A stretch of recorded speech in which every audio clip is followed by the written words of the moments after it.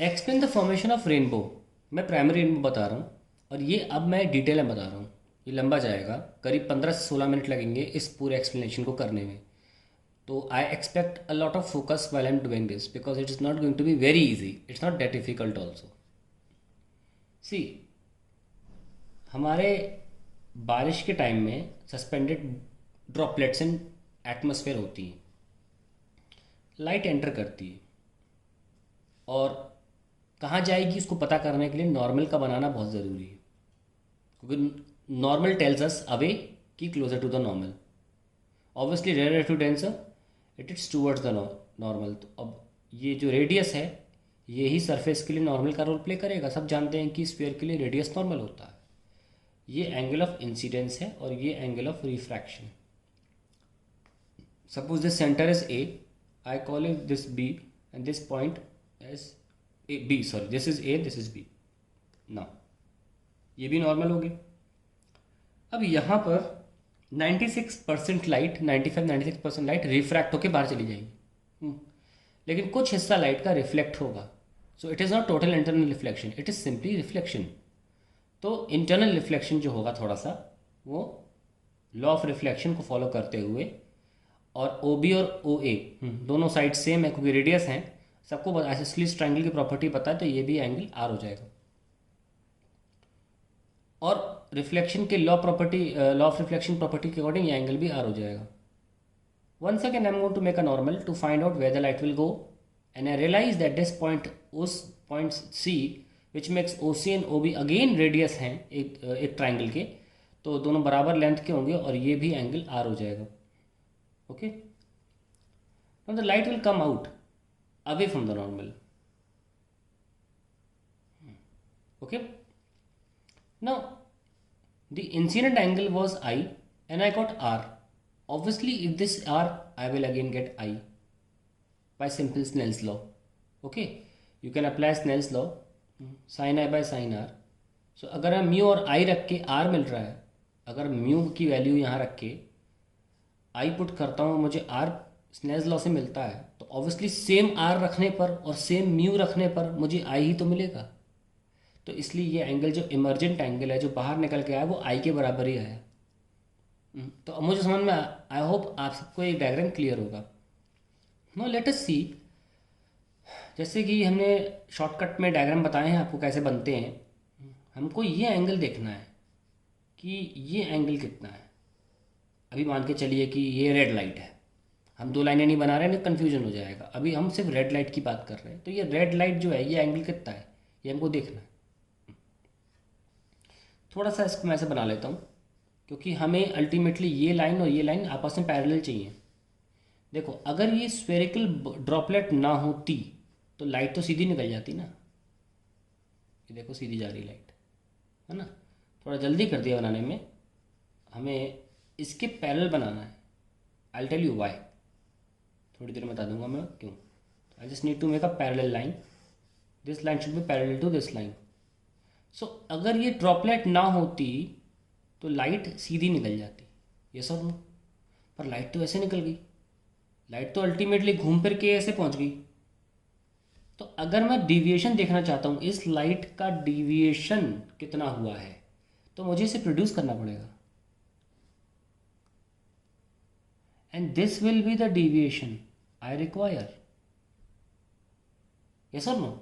And since these two lines are parallel, then I get this angle, and this angle red के लिए से 43 degree हम बताए थे आपको, वायलेट के लिए 41। तो ये हमको सॉल्व करना है। अगर आप मेरे दूसरे लेक्चर में देखेंगे, इसमें क्लास में वीडियो रिकॉर्डेड है, मैं उसमें यही कर रहा हूँ। तो लाइट ऐसे जानी चाहिए थी पर ड्रॉपलेट की वजह से नहीं जा पाई, कैसे घूम के आ गई, ऐसे घूमी तो अंदर से है ऐसे। तो मैं देखना चाहता हूँ कितना घूमी, ये डेल्टा है कितना, how to find it out, let's see. Light has suffered deviations at 3 points. I want to see how much angle of deviation light has suffered. First light is suffered deviation here. Light, ये spherical droplet ना होती तो light सीधी निकल जाती। तो पहला deviation तो light को यहाँ मिला, आओ इसका नाम रखते हैं डेल्टा वन। डेल्टा वन है कितना, अगर वर्टिकली अपोजिट देखो तो ये पूरा एंगल आई है। तो ये एंगल कितना आर है, तो ये क्या हुआ आई माइनस आर। चलो भाई यहाँ लाइट डिवेट हो गई, यहाँ पहुँची। अगर ये सरफेस ना होता तो लाइट फिर सीधी निकल जाती, लेकिन लाइट फिर डिवेट हुई।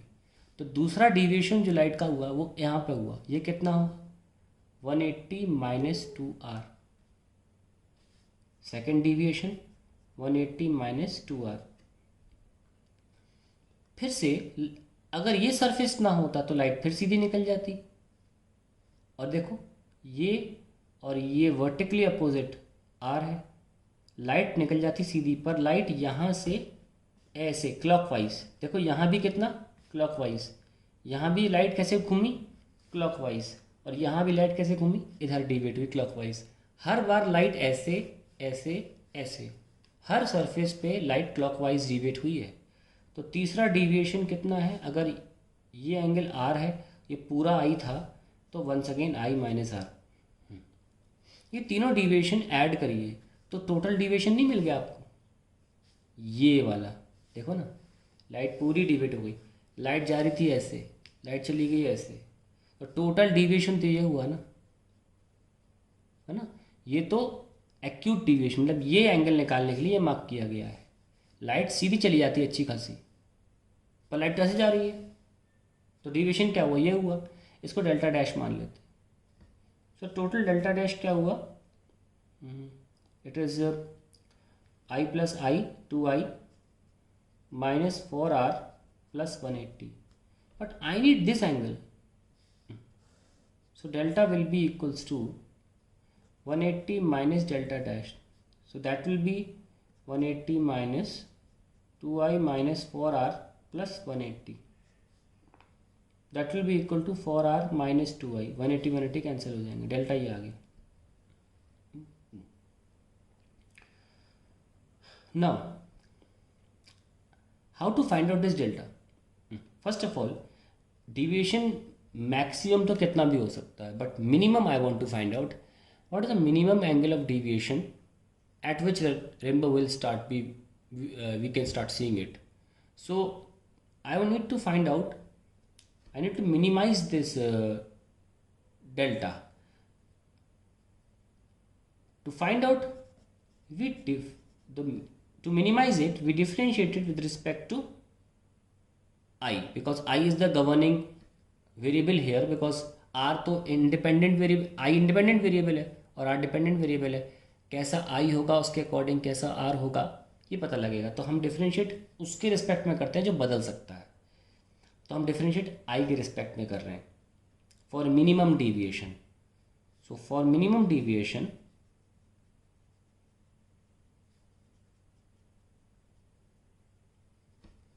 डिफरेंशिएट इक्वल टू ज़ीरो, तो इस इक्वेशन को डिफरेंशिएट इक्वल टू ज़ीरो कर देंगे तो हमको मिनिमम डिविएशन पे एंगल आई और आर क्या है ही पता चल जाएंगे।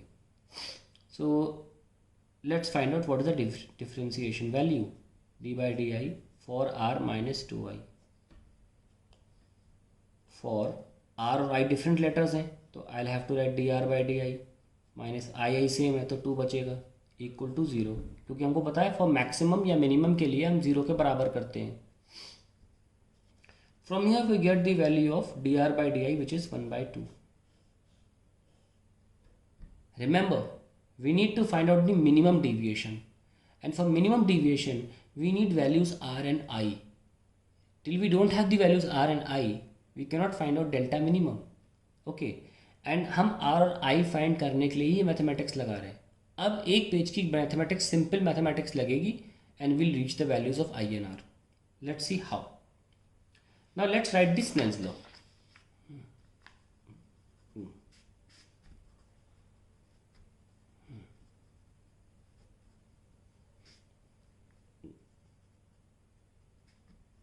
Mu sin R.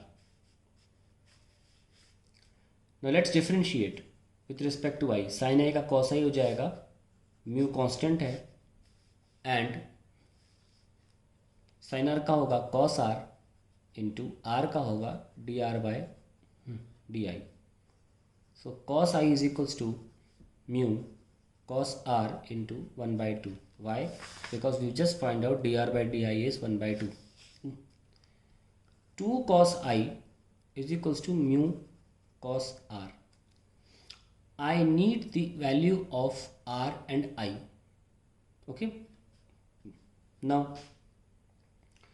अगर हम किसी भी एक को निकाल लेते तो हम आसानी से दूसरा भी निकाल लेंगे दोबारा स्नेल्स लॉ से। तो हमें सिर्फ एक निकालना है। देखो कैसे करते हैं। 2 cos I is equals to mu square root of 1 minus sine square r. सब लिख सकते हैं, 10th क्लास की ट्रिग्नोमेट्री है। For cos square I is equals to mu square 1 minus sine square r. Now for cos square I is equals to mu square minus mu square sine square r. For cos square I is equals to mu square minus mu sine r क्या है, देखो mu sine R is sine I, तो mu square sine square R क्या होगा, sine square I. I can replace it with sine square I.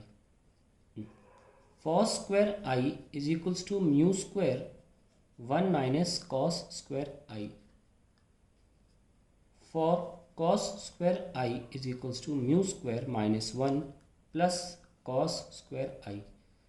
3 cos square I is equals to mu square minus 1 and cos square I is equals to mu square minus 1 by 3, and finally cos I is square root of mu square minus 1 by 3. This is the mathematics I was talking about. So we have reached that value where I can find out easily cos inverse of mu square 1 by 3.